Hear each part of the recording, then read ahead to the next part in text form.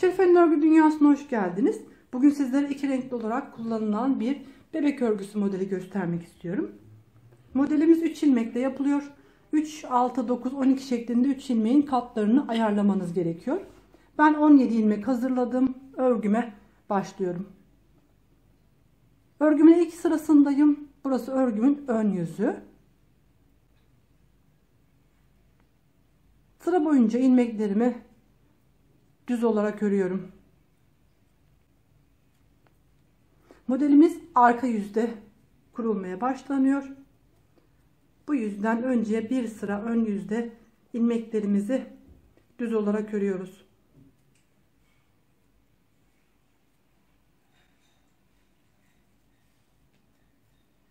Örgümün arka sırasındayım. Burası örgümüzün ikinci sırası. Kenar ilmeğini örmeden aldım. Burada ipimi kendi tarafımdan alıyorum. Bu şekilde başlangıç ipi kendi tarafımda olacak. İpimi şişimden geçirerek örgümün diğer tarafına, arka tarafına geçiriyorum.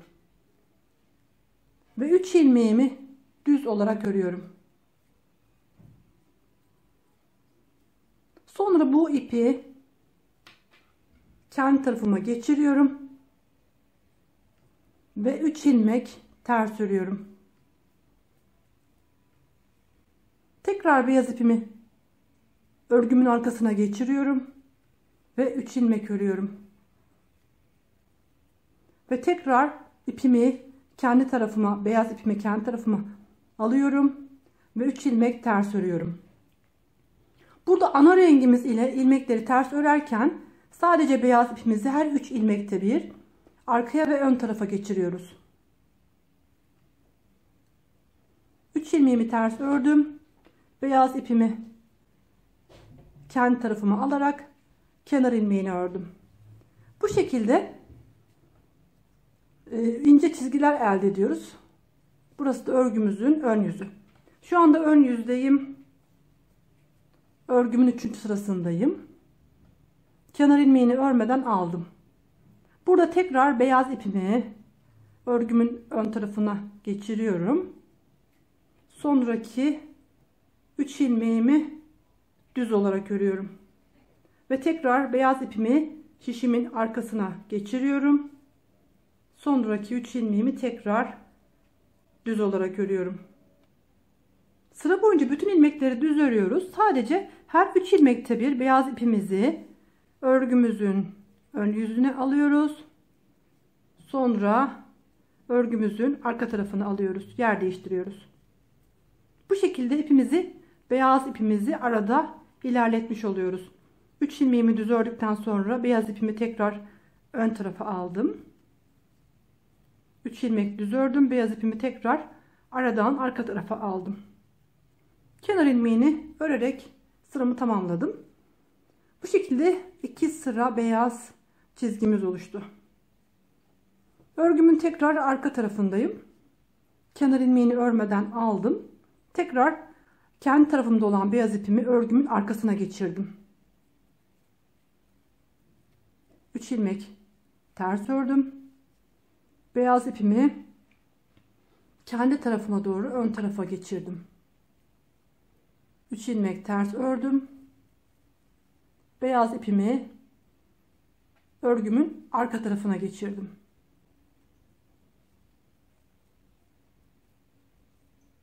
3 ilmek ters ördüm. Beyaz ipimi tekrar kendi tarafıma aldım. 3 ilmek ters örüp beyaz ipimi örgümün tekrar arka tarafına geçiriyorum. Bu şekilde 3 ilmek ördükten sonra tekrar kendi tarafıma beyaz ipimi alarak sıramı tamamlıyorum. Örgümüze arka sıradan başladık. Şu anda örgümüzün ön sırasındayız. Ve 3 sıra beyaz ipimiz ile çizgi elde ettik. Tekrar kırmızı ipimi alıyorum, ana rengimi. Kenar ilmeğini örmeden aldım. Devamındaki bir tane ilmeği düz ördüm. Burada 3 ilmeğin arasından geçirmiştik. Bu 3 ilmeğin tam ortasındaki kalan ilmekle atlattığımız iplerimizi topluyoruz. Bu 3 ilmeğin arada geçirdiğim beyaz 3 ilmeğin altından giriyorum.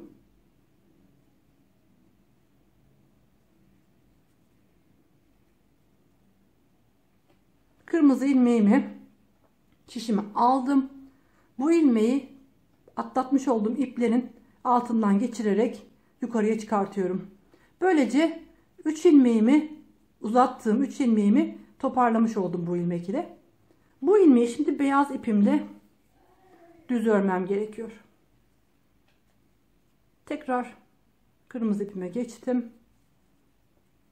Arada 1 2 3 4 5 tane ilmeğimi düz olarak ördüm. Burada aralarda uzatmış olduğumuz beyaz iplerin arkasındaki kalan 3 ilmeğin tam ortasındaki ilmeği iplerin altından geçiyorum. İlmeğimi alıyorum ve bu uzattığım iplerin altına, ilmeklerin altından ilmeğimi çıkartıyorum. Böylece bu 3 ilmeği toplamış oldum. Sonra bu ilmeğimi beyaz ipim ile düz örüyorum. Arada 5 tane ilmeğimi düz olarak örüyorum. Burada şeritler halinde beyaz ipimizi aralarda geçirerek uzatmıştık. Ön yüzde bunların altından giriyorum. İlmeğimi alıyorum ve bu ilmeklerin altından çıkartıyorum. Şişimi alıyorum. Sonrasında yer değiştirdiğim iplerimi toparladığım bu ilmeğimi beyaz ipim ile düz örüyorum.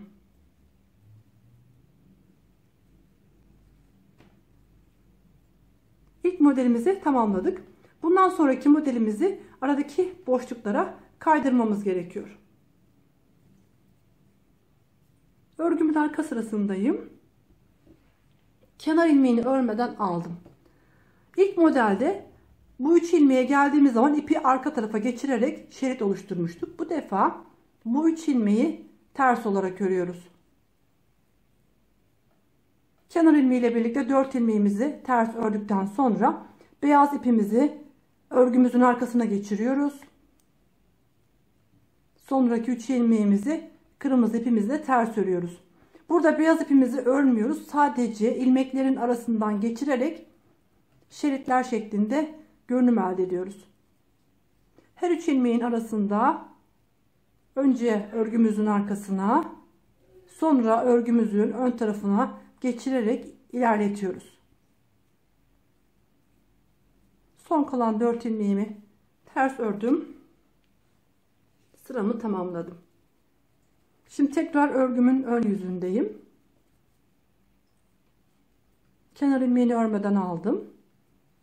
Sonraki 3 ilmeğimi düz olarak örüyorum.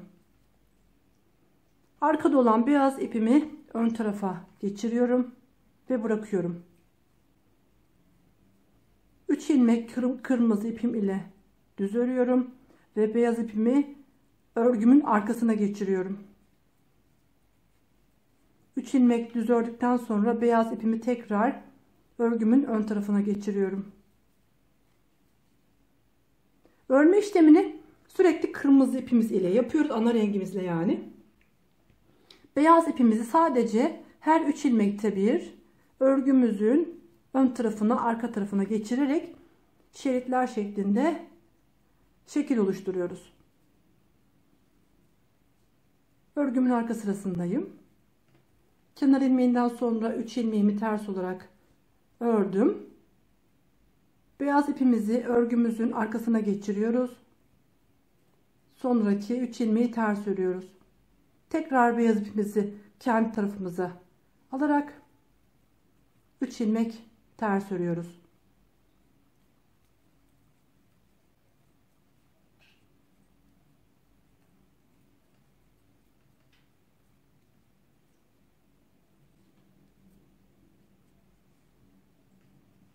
Beyaz ipimizle örgümüzün ön yüzünde 3 sıra şeklinde böyle enine şeritler şeklinde bir görünüm elde ettikten sonra örgünün ön yüzündeyim. Bu sırada bu ilmekleri toplamamız gerekiyor. Başlangıç kenar ilmeğinden sonra 3 ilmeğimizi düz ördük. Burada arasından beyaz ip geçirdiğimiz 3 ilmeğimiz var. Bunların ilkini düz olarak örüyoruz. Tam ortadaki ilmeğe gelince bu atlatmış olduğumuz beyaz ilmeklerin altından giriyoruz. İlmeğimizi şişimize alıyoruz ve bu ilmeği ilmeklerin altından geçirerek yukarıya çıkartıyoruz. İlmeğimi şişime aldıktan sonra bu ilmeği beyaz ipimle düz olarak örüyorum. Aradaki 5 tane ilmeğimi düz olarak kırmızı ipimle devam ediyorum. 5 ilmek ördüm.